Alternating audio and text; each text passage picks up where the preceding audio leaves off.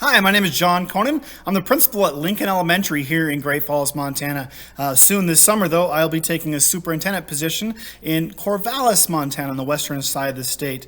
I am lucky to say, though, that I started kindergarten at Fort Benton Elementary and did all my schooling and graduated in 1994 from Fort Benton High School. So I have a lot of pride about being part of Fort Benton, and I don't forget my roots, and I brag about Fort Benton often and how much I miss it and love Fort Benton. So today I get to share with you, it's actually nighttime, right? Because this is our nightly reading, a story that I wrote called Benjamin's Visit to Principal Reed's Office Again by me, and illustrated by a great friend of mine who's from Great Falls. His name is Ray Kelly. And so he and I wrote this book together that talks about a student that got into a lot of trouble and has to go to the principal's office, and it's not his first time. And unfortunately, it might be a little bit about me. So just want to let you know that there's going to be some strategies in here that the principal uses that might be different from your principal, from Principal Benjamin or Superintendent Thompson. So I wonder how often those guys had to go to the principal's office growing up. What a good question to ask them. So at the very end of the story, I'm going to ask you a couple questions about the story, so make sure you are listening as we go through it. All right, Benjamin's Visit to Principal Reed's Office Again. It's brand new. This book is just cracking.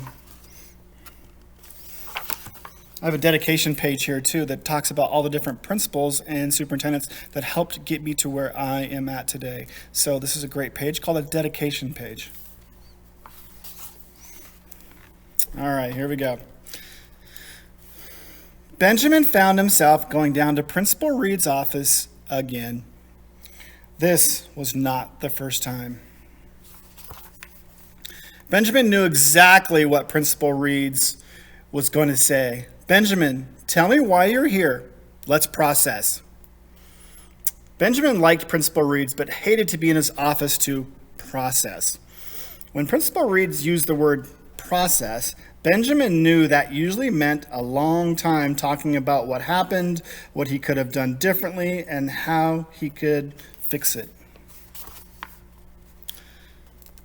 Benjamin had been through the process several times. The process seemed to work for a little while, then something else would happen that required another visit to principal's office. Everyone at Booking Elementary had to process with Mr. Reed's when they came to the office. His teacher, Mrs. Hardback, made him carry a big binder down to the secretary. Benjamin did not know why he had to bring it, but he overheard his teacher talking with Mrs. Paperwick, the secretary, about the heavy work. Benjamin's anger began to bubble. Nervousness set in as he slowly walked to the office. Benjamin felt proud that he was doing work for his teacher, and it truly was heavy. He thought maybe she could not carry that binder herself, so he was doing her a big favor. As Benjamin entered the principal's office, he saw Principal Reed doing jumping jacks behind his desk. Well, this is weird, thought Benjamin. He had seen him do strange things before, but this was like a capital W weird. Benjamin, join me in doing jumping jacks. I bet you can keep up with me. Benjamin said hesitantly, I'm not very good at jumping jacks, Mr. Reeds. Principal Reeds continued to encourage him. Come on, dude. I bet you can do them as fast as me. Finally, Benjamin started. 1, 2, 3, 4. It seemed to go on forever. Principal Reeds finally said, the record in my office is 91. Should we go for it? Okay, let's go for it, said Benjamin enthusiastically. Okay, 91, 92, 93, 94, 95, 96, 97, 98, 99, 100. Let's take a break, said Principal Reeds. Yes, I'm exhausted. Benjamin's anger seemed to have left, and his nervousness had dissipated. Benjamin thought, maybe this was a trick. Why are you doing jumping jacks, Mr. Reeds? I don't know, but I was getting upset and needed to do something to calm down, and I wondered, why not jumping jacks? Principal Reeds knew that in order to get Benjamin to process, he had to do something to divert his thinking. I thought it might be a trick so I can process with you sooner and not be so mad, said Benjamin. Actually, I have time, Ben. Can I call you Ben? Asked Mr. Reeds. Yes, you can call me Ben. What do you mean you have time? Well, I know you're down here for a reason, but when you're ready to process, we will then have our learning conversation, said Principal Reeds. Well, I'm not ready yet, Mr. Reeds, said Benjamin. That's okay. When you're ready, just say, Mr. Reeds, I'm ready to process. As soon as Mr. Reeds said that, he turned around and started working on his computer. He pulled out a green list with students' names on it. Benjamin wondered if all those students on the green list were in trouble. Mr. Reeds picked up the phone and dialed the number. Benjamin hoped it was not his parents' number. While it was ringing, Benjamin asked, "Who are you calling?" Before anyone could answer the phone, Mr. Reeds replied, "I'm making some positive phone calls." Benjamin wondered, positive phone calls? Why would Principal Reeds call parents about positive things? He thought he only called them when kids were in trouble. Hello, is this Mr. Skimmer? This is Mr. Reeds from Booking Elementary. How are you doing? I'm calling to give you a positive about Billy. Yes, I get to call him positives too. Mrs. McChapter, your son's teacher, said he's been a model student. He gets along with everyone in the classroom, and he has made great growth on his last reading test. He went from scoring a 74% to scoring a 90%.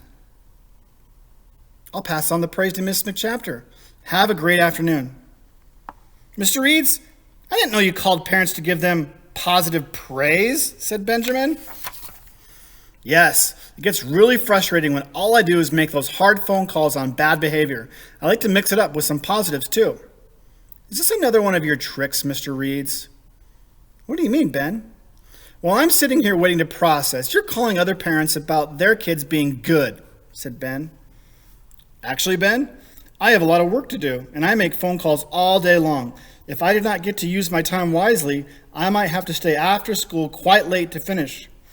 I do not want to stay long tonight. I want to get home to play with my new dog. Okay, Mr. Reeds, I'm ready to process with you. Mr. Reeds started the conversation, but seemed to start with the end instead of the beginning. Ben, how are you going to fix your problem? Mr. Reeds knew this strategy sometimes worked to get students to focus on how they can repair or fix the problem. I'm going to fix it by talking with my teacher. I'm going to tell her I am sorry for not listening and making noises so other students could not learn. I should probably also apologize to my class, too.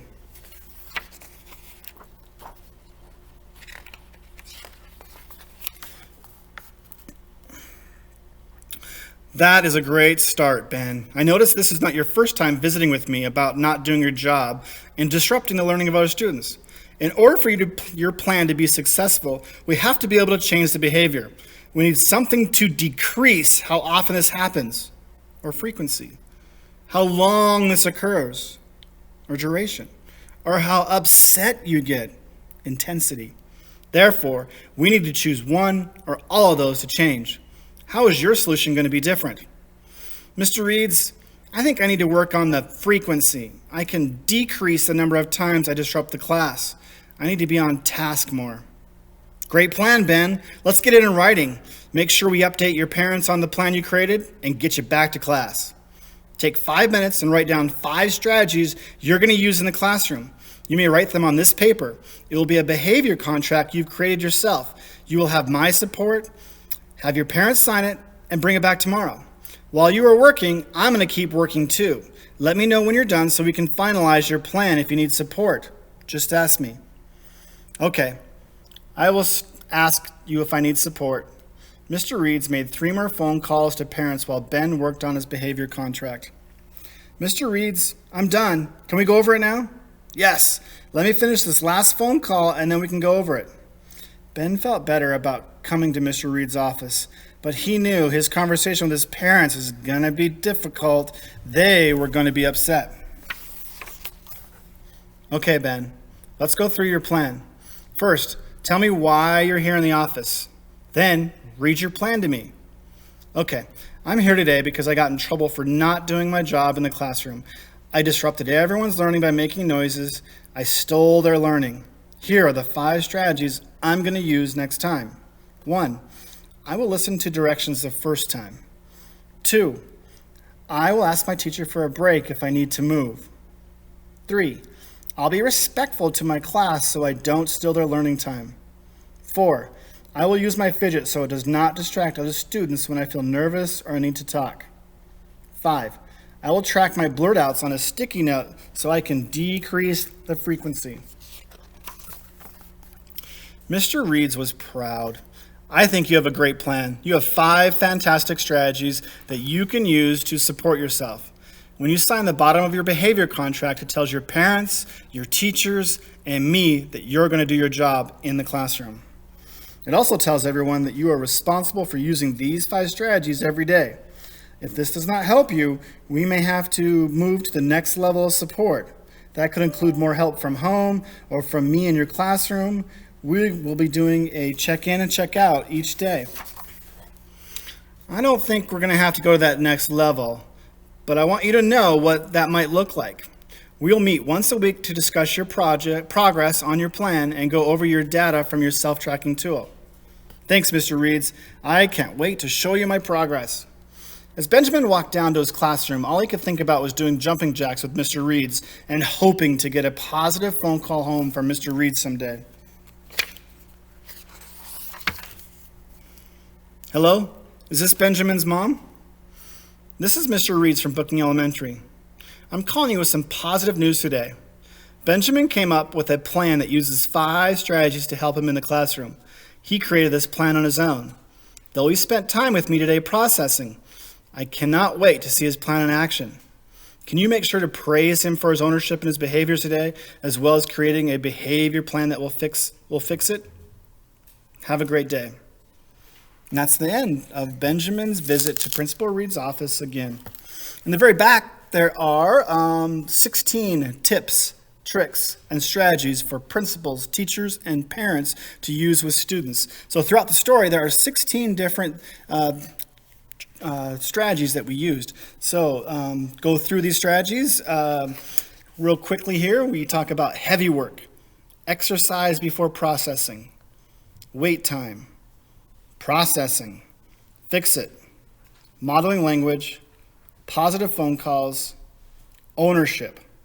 Start with the end in mind, solution-based conversations, student-created behavior contracts, practice hard conversations, scheduled breaks, fidget tool, student self-tracking tools, tiered level of supports, and check-in, check-out strategy.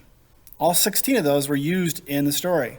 So see if you can go back and find out where those are at. If you want to learn more about this book is also on Amazon and Barnes and Noble. So hopefully you have liked Benjamin's visit to Principal Reed's office again. A couple questions that go with the story is, 1, what did Benjamin really want at the end of the story?